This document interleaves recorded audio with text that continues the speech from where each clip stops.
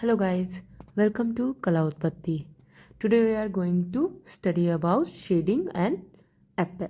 Okay, so here we go. आज हम देखेंगे कि अगर लाइट सोर्स किसी ऑब्जेक्ट पे पड़ती है, अभी तक हमने सिर्फ ज्योमेट्रिकल शेप्स पे ही ट्राई किया था। आज हम एक सिंपल सी ड्राइंग भी बना के देखेंगे।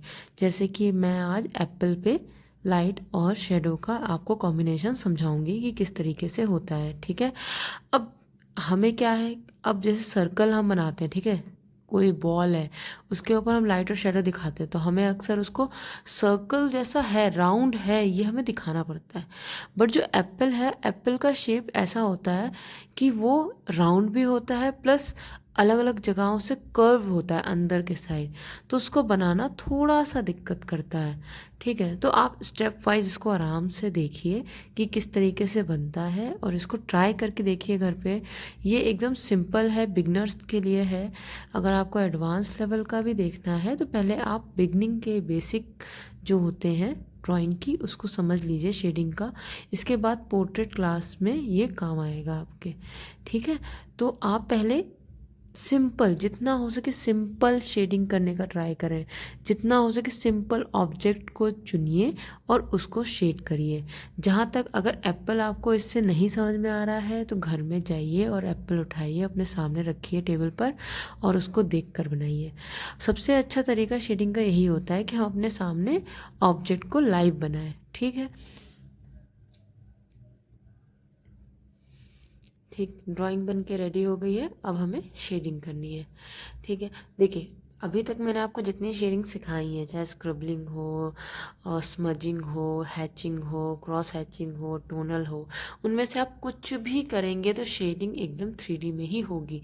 बस आपको एक चीज़ ध्यान रखनी है कि जब आप टोनल करेंगे तो टोनल ही करेंगे, और आप जब लाइन हैचिंग करेंगे तो सिर्फ लाइन हैचिंग ही करेंगे उसमें, तभी वो अपना सही एक शेड में मतलब दिखेगा।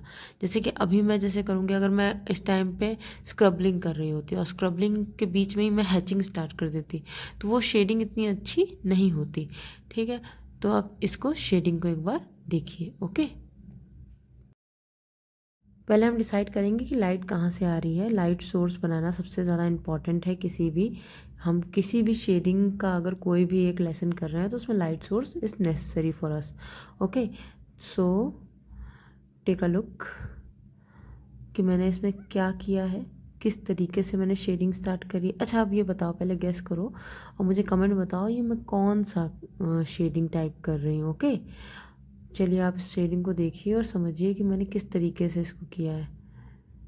ठीक है ना, आपको हर चीज़ जाना ज़रूरी है, इसलिए क्योंकि जब आप सिंपल सी किसी ऑब्जेक्ट में शेडिंग नहीं कर पाएंगे तो बड़ा तो बहुत दूर की बात है। तो एप्पल को आप कम से कम 1 से 2 बार ज़रूर शेड करें, जिससे आपको समझ में आएगा कि शेडिंग कहाँ कहाँ करनी है, किधर लाइट होगा किधर डार्क होगा। इसमें तो आप देखेंगे कि तो 2 जगह डार्क हो रहा है, कहीं पे लाइट एकदम से पड़ रही है, कहीं पे नहीं पड़ रही है। ठीक है, नीचे का अलग है, ऊपर का अलग बना हुआ है। तो ये चीज़ जब आप देखेंगे किसी भी ऑब्जेक्ट को तो आपको समझ में आएगी कि लाइट और शेडो ऐसे क्यों पड़ रही है।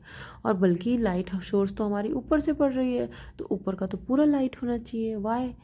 तो इसके भी बहुत सारे रीजंस होते हैं कि हम किस किस डायरेक्शन से अपने ऑब्जेक्ट को देख रहे हैं।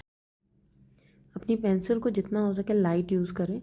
अगर आपने पेंसिल्स परचेज़ कर ली हैं जैसे 2B, 4B, 6B, 10B, ठीक है, और आप चाहते हैं कि उसको यूज़ कैसे करें ये जानना चाहते हैं तो मेरी प्रीवियस वीडियोस को एक बार देख लें फिर इसको शेयरिंग करें।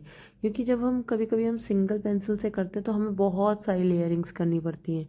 बट जब हमारे पास पेंसिल्स होती हैं अलग अलग वैल्यूज़ की या डार्कनेस की, मतलब डार्क उसमें हो जितना कह सकते हैं, जो भी आपको समझ में आए कि कितनी पेंसिल कितनी डार्क है उसके ग्रेफाइट पे डिपेंड करता है। ठीक है, तो आप इस हिसाब से जल्दी बना लेंगे अगर आप ग्रेफाइट पेंसिल्स यूज़ करते हैं अलग अलग टाइप्स की। और वहाँ जहाँ आप एक ही पेंसिल से करते हैं तो वहाँ पे आपको मेन जो होता है फोर्स होता है उसमें, कि कितने फोर्स से हम पेंसिल को चला रहे हैं, उस हिसाब से हमारी कोई भी ड्राइंग या फिर शेडिंग एक पेंटिंग कंप्लीट होती है। Okay, so here we go, Apple बन के रेडी है। अब क्या ज़रूरी है, यहाँ पे अभी एक चीज़ इम्पॉर्टेंट है जो रह गई है, वो है क्या, शेडो। ठीक है। Shadow it's most important thing, okay, because अगर आप शेडो नहीं दिखाएंगे तो वो ऑब्जेक्ट हवा में उड़ता हुआ दिखेगा, जो कि बिल्कुल भी रियल नहीं लगेगा। इस वजह से और हम करते हैं ये, ठीक है। और रिफ्लेक्शन ऑफ लाइट भी दिखाना होगा कि जिस ऑब्जेक्ट पे लाइट गिर रही है उससे भी रिफ्लेक्ट होकर पड़ रहा है, ठीक है। शेडिंग, शेडिंग मतलब एक कोर शेड हो गया, एक डेप्थ हो गया, और एक होता है रिफ्लेक्ट। सारी ही शेडिंग जो आप करते हैं अलग अलग टाइप की होती हैं, मैं पहले इसको समझा चुकी हूँ। अब जो इसकी नेक्स्ट वीडियो आएगी वो कलर शेडिंग के ऊपर होगा। जैसे ये ब्लैक एंड वाइट हो गया, अब वो भी पहले सिंपल ऑब्जेक्ट्स पे होगा, इसके बाद अलग होगा, ठीक है।